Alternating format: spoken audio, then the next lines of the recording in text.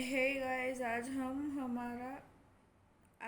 हमारा नया टॉपिक शुरू करने वाले हैं surface area of a sphere.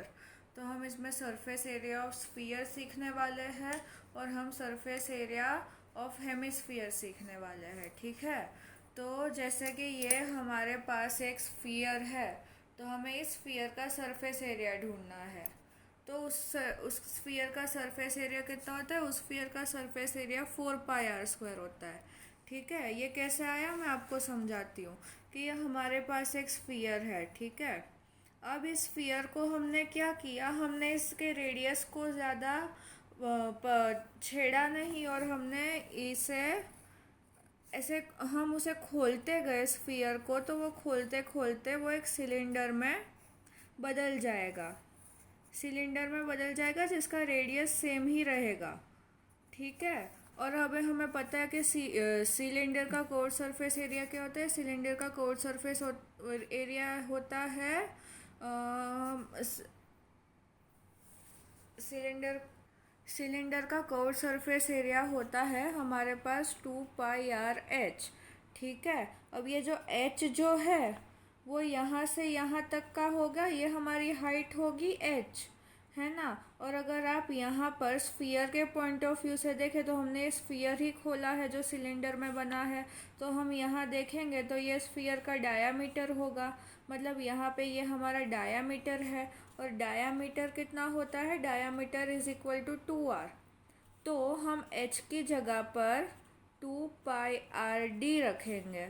तो हम वापस d की जगह पे 2r रखेंगे, तो हमें 2 पाई r इंटू 2r ऐसा रखा। तो हमारे पास क्या आया? 4 पाई r²। ये आया हमारा स्फीयर का सरफेस एरिया।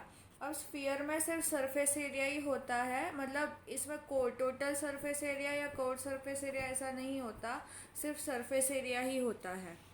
बाद में आया हेमिस्फीयर। हेमिस्फीयर मतलब क्या होगा कि ये जो हमारा स्फीयर था ना, उसे हमने आधा काट दिया।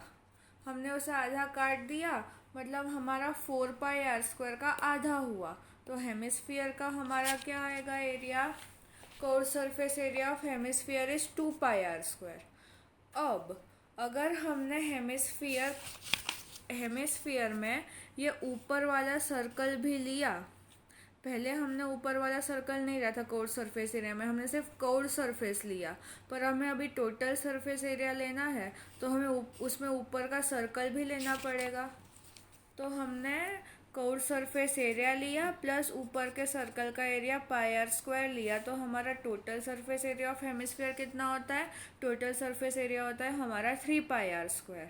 ठीक है। तो ऐसे हमें पता चला कि स्फीयर का होता है 4 पाई r² और इसमें टी ए से या सी ए से जैसा कुछ नहीं होता। और हेमिस्फीयर का सी ए से क्या होता है? 2 पाई r² और टी ए से क्या होता है? 3 पाई r²। अब हम हमारी एक्सरसाइज 13.4 जो पेज नंबर 225 पे है, उसका क्वेश्चन नंबर 3 मैं कर रही हूँ। फर्स्ट और सेकंड इजी है, आपको सिर्फ फॉर्मूला में रेडियस की जगह पे रेडियस जो दिए है ना वो डाल देने, तो आपको आपका सरफेस एरिया मिल जाएगा। हम थर्ड देखते हैं। थर्ड क्या है? Find the total surface area of hemisphere of radius 10 centimetre. तो हमने अभी देखा था कि हेमिस्फीयर का टी ए से कितना होता है? 3 पाई r² और हमारे पास रेडियस कितना है? 10 सेंटीमीटर। तो हमें कुछ नहीं करना, बस 3 इंटू 3.14, यहाँ पे हमें बोला है कि पाई 3.14 यूज़ करना है। तो 3 इंटू 3.14 इंटू 10 मतलब हमारे पास कितना है? 942 सेंटीमीटर स्क्वायर। ओके, तो अब हम करने वाला सेवेंथ वाला। The diameter of moon is approximately 1/4 of the diameter of earth. Find the ratio of the surface areas. तो हमने इसमें क्या किया? हमने इसमें पहले सपोज किया कि जो डायमीटर है ना मून का, उसको हमने T1 लिया। अब उन्होंने क्या किया, कहा है कि मून का जो डायमीटर है ना वो उसका अर्थ का 1/4 है। ठीक है। तो हमने क्या किया था? डायमीटर ऑफ अर्थ जो होगा वो 4 इंटू D1 होगा ना। बाद में हमने उसका रेडियस कर दिया, तो R1 is equal to D/2 मतलब डायमीटर बाई 2 होता है। और अर्थ के लिए हमारा अर्थ का डायमीटर क्या था 4D1, तो ये 4D1/2 मतलब 2D1 हुआ। अब सन और मून जो है वो स्फीयर ही है, ठीक है, तो हम यहाँ पे स्फीयर का सरफेस एरिया डालेंगे मून अपॉन अर्थ, तो ये πr1² अपॉन πr2² हुआ। तो हमारा 4 पाई नीचे नीचे कैंसिल हो गया और हमारे पास R1² अपॉन R2² बचा, ठीक है। अब R1 की जगह पे हमें क्या रखना है D1/2, तो ये हमारा D1/2 द होल स्क्वायर हुआ। और R2 की जगह पे हमें क्या रखना है 2D1, तो ये हमारा 2D1 का होल स्क्वायर हुआ। तो ये हुआ ऐसे D1² अपॉन 4 ये इंटू 1/4 D1²। तो ये D1 कैंसिल हो गया, तो ये हमारे पास 1/16 आया। तो हमारा रेशियो क्या आया, हमारा रेशियो आया 1:16। Thus the ratio of the surface area of the moon and the surface area of earth is 1:16. A right circular cylinder just encloses a sphere of radius r. Find number 1 surface area of the sphere, number 2 core surface area of the cylinder, और 3 ratio of areas obtained in 1 and 2।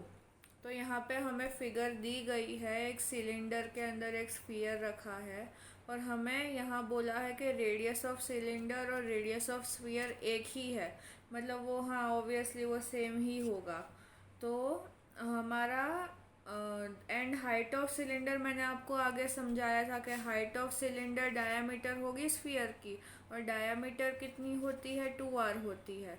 तो हमारी height of cylinder क्या होगी 2r। अब हमें surface area of sphere तो पता ही है कि वो 4πr² होगा।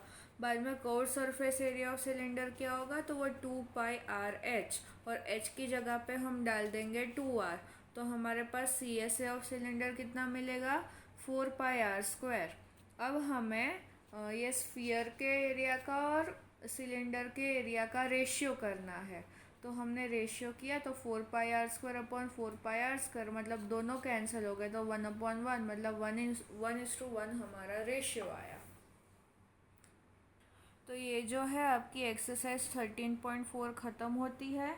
मैंने आपको 3 सम करके दिखाए हैं, बाकी सारे आप खुद ट्राई कीजिएगा, इजी है तो आपको आ जाएंगे सारे। अब हम नेक्स्ट शुरू करेंगे नया टॉपिक वॉल्यूम।